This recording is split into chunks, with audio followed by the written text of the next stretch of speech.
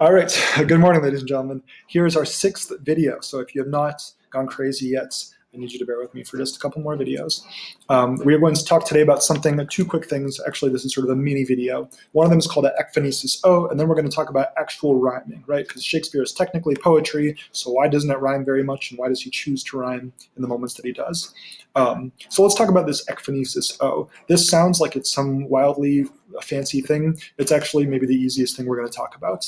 Basically, if you ever see the letter O all by itself in Shakespeare, this does not actually sound like an O. This is Shakespeare signaling to the actor or actress that this is a moment for an emotional exclamation. So this can sound like a sigh if they're doing some sort of romantic scene with Romeo and Juliet. Maybe that's a oh.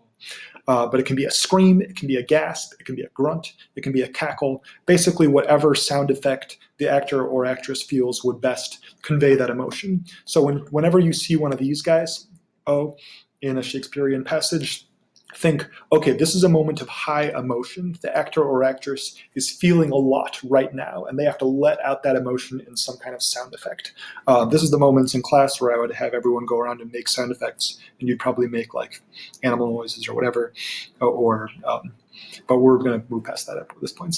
Just know that it's a moment of high emotional exclamation. Second thing that I want to point out is, why does Shakespeare rhyme when he does? Because even though this is poetry, Shakespeare rarely is doing some actual rhyming. Usually he rhymes only at the very end of a scene or at the end of a speech, and this is on purpose. So let's talk about a couple quick rhymes here. First one I want to talk about is this one. So Lady Macbeth gives this big, long speech where she gets more and more excited about the prospect of killing the king and getting Macbeth to do it. And then she finally says, which shall to all our nights and days to come give solely sovereign sway and masterdom.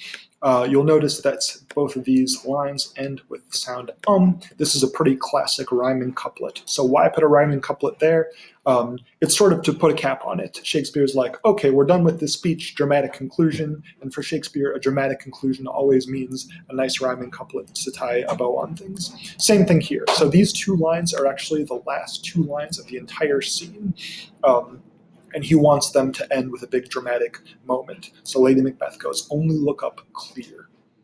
To alter favor ever is to fear. And then he sort of tacks this line onto the end. But this whole scene ends with a big dramatic rhyming couplets, and this is something Shakespeare does all the time. It's a way to create a dramatic moment. And part of the reason he doesn't use rhyme all the rest of the time is because he wants those dramatic moments. He wants this dramatic moment to stand out. Second thing I want to point out in this passage is this O.